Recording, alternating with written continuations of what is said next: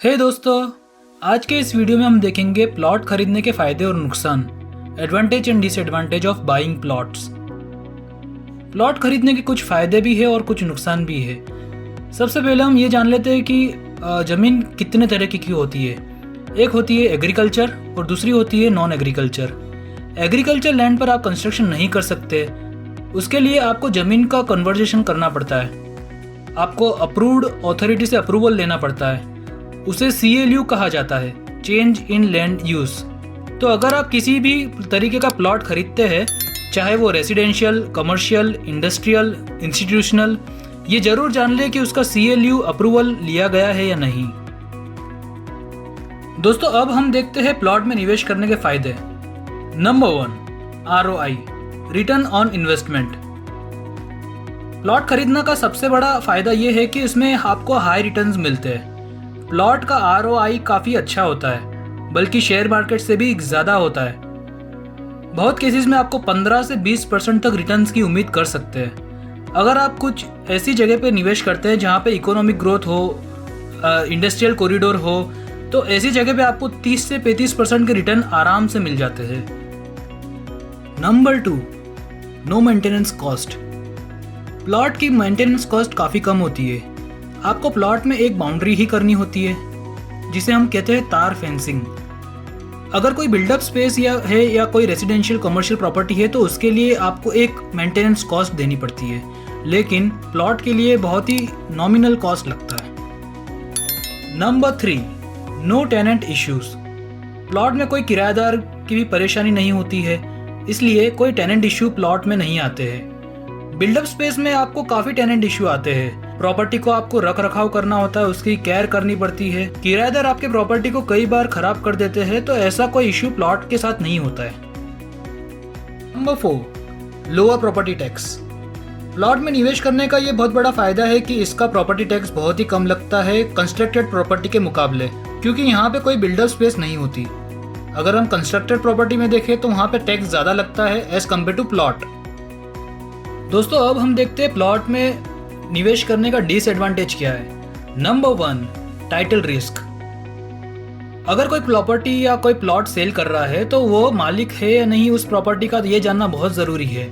Real owner आप online भी check कर सकते हैं, उसके ऊपर भी मैं एक वीडियो बनाने वाला हूँ, ताकि आपको पता लग जाएगा कि वो रियल ओनर है या नहीं।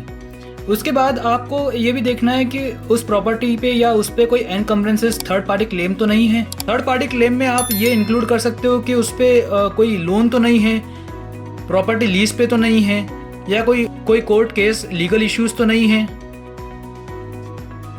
Number 2, physical measurement. कई बार मेजरमेंट की समस्या आ जाती है।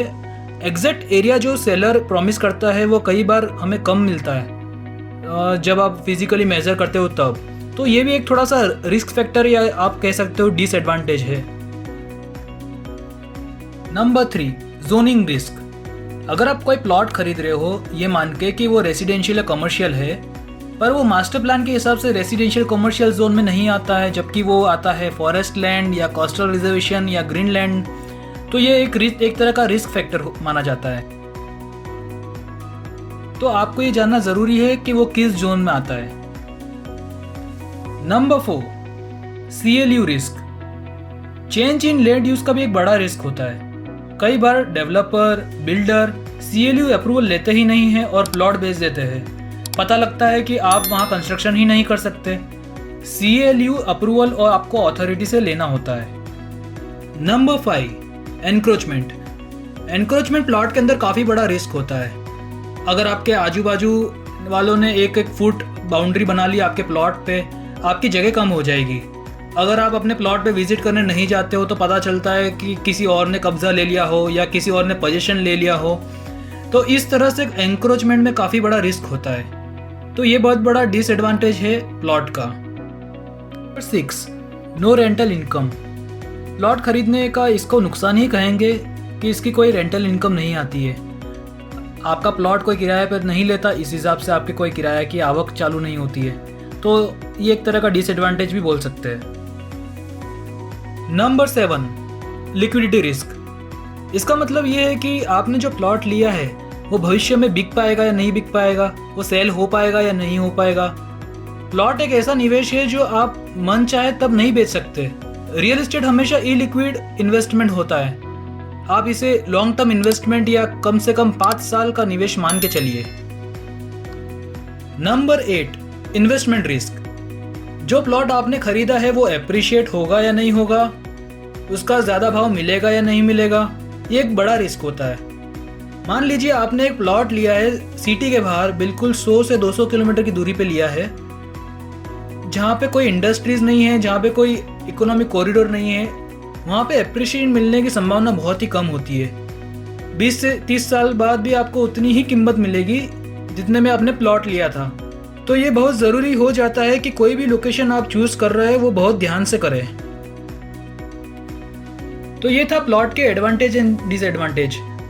अगर आप प्लॉट परचेस करने का प्लान कर रहे हैं तो मैंने आपको पिछली वीडियो में बताया था कि कौन सी लोकेशन ऐसी है जहाँ पे आप इन्वेस्ट करके अच्छा रिटर्न पा सकते हैं। इन केस अगर आपने वो वीडियो नहीं देखा है तो आई बटन पे प्रेस करके वो वीडियो देख सकते हैं। दोस्तों, इस चीज़ का नॉलेज रखना बहुत ज़रूरी है। लोग इन्वेस्ट तो कर लेते हैं, फिर उसके बाद उन्हें अच्छा रिटर्न नहीं मिलता है। स्कूल में भी हमें कोई फाइनेंशियल एजुकेशन का कोई सब्जेक्ट नहीं होता है, ना ही रियल एस्टेट या किसी के बारे में हमें बताया जाता है। इसीलिए मैंने यूट्यूब चैनल चालू किया है जहाँ पे मैं आपके साथ ऐसा वैल्यूएबल कंटेंट आपको शेयर करता रहूँ। तो अगर आप ऐसे वैल्यूएबल वीडियोस देखना चाहते हो तो चैनल को सब्सक्राइब ज़रूर कर लेना और बेल आइकन ज़रूर प्रेस कर देना ताकि आप ऐसे इंपॉर्टेंट वीडियोस मिस ना कर दो।